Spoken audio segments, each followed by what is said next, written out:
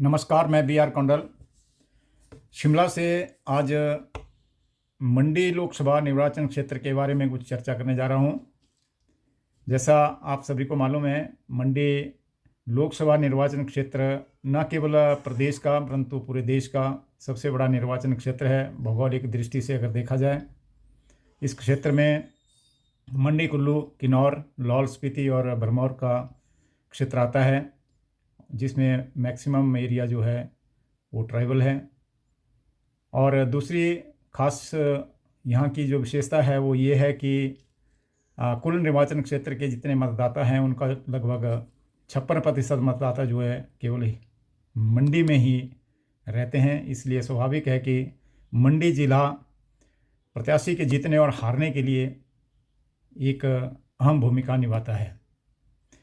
जहाँ तक वर्तमान निर्वाचन की बात है, भारतीय जनता पार्टी ने अपना प्रत्याशी उतार दिया है। मुंबई से कंगना रावत को लाकर यहाँ पर प्रत्याशी बनाया है और दूसरी तरफ से कांग्रेस पार्टी ने अभी तक अपने प्रत्याशी घोषणा नहीं की है। हालांकि चर्चा ये है कि विक्रमादित्य जी चुनाव मैदान में उतरने वाले हैं। यदि इन दोनों युवाओं के बीच में ये चुनाव होता है तो स्वाभाविक है बहुत दिलचस्प चुनाव रहेगा। जहाँ तक इस चुनाव क्षेत्र के पिछले चुनाव की बात है, 2014 में यहीं से विक्रमादित्य जी की माता श्रीमती प्रतिभा सिंह जी को, जो कि उस वक्त के मुख्यमंत्री स्वर्गीय वीरभद्र सिंह जी की पत्नी है, 39,000 से ज़्यादा वोटों से हार का मुंह देखना पड़ा था, क्योंकि उस वक्त उनके सामने भारतीय जनता पार्टी ने एक साधारण कार्यकर्ता को, राम स्वरूप जी को उतारा था और लोगों ने उनको भारी मत से जिताया था और वो पहली बार लोकसभा में पहुंचे थे। उसके उपरांत 2019 में दोबारा लोकसभा का इलेक्शन हुआ। भारतीय जनता पार्टी ने राम स्वरूप जी को ही अपना प्रत्याशी बनाया और दूसरी तरफ कांग्रेस ने अपना प्रत्याशी बदल दिया और पंडित सुखराम जी के पोते आश्रय शर्मा जी को यहाँ से टिकट देकर चुनाव लड़वाया। लेकिन चुनाव में लोगों ने आश्रय शर्मा को नकार दिया और केवल 25% वोट उन्हें उस वक्त इस निर्वाचन क्षेत्र में मिले और दूसरी तरफ राम स्वरूप शर्मा रिकॉर्ड मतों से 4,05,459 मतों के मार्जिन से इस चुनाव को दोबारा जीत गए। लेकिन दुर्भाग्यवश उसके उपरांत उनकी मृत्यु हो गई और 2021 में दोबारा लोकसभा का चुनाव इस निर्वाचन क्षेत्र पे आ पड़ा। 2021 में परिस्थितियों की अगर बात करूं तो यहाँ पर भारतीय जनता पार्टी की प्रदेश में सरकार थी और उसी प्रकार से केंद्र में भी भारतीय जनता पार्टी की सरकार चल रही है। स्वाभाविक है कि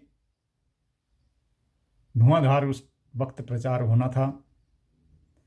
भारतीय जनता पार्टी ने एक नया प्रत्याशी आगे किया, ब्रिगेडियर कुशाल चंद जी, और दूसरी तरफ कांग्रेस पार्टी ने दोबारा अपने पुराने प्रत्याशी श्रीमती प्रतिभा सिंह के ऊपर विश्वास प्रकट किया और चुनाव मैदान में उतार दिया।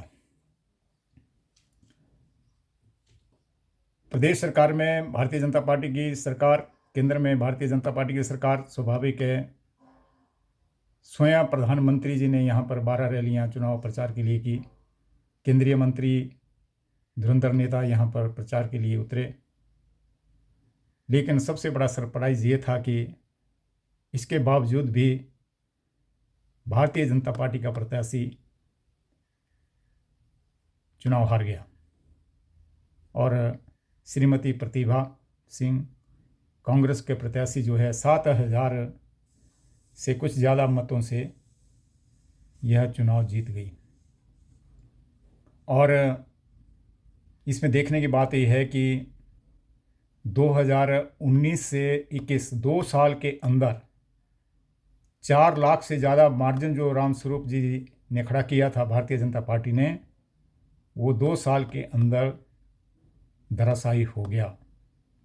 यह भारतीय जनता पार्टी के लिए एक आई ओपनर था, जिसके ऊपर समीक्षा करने की आवश्यकता थी।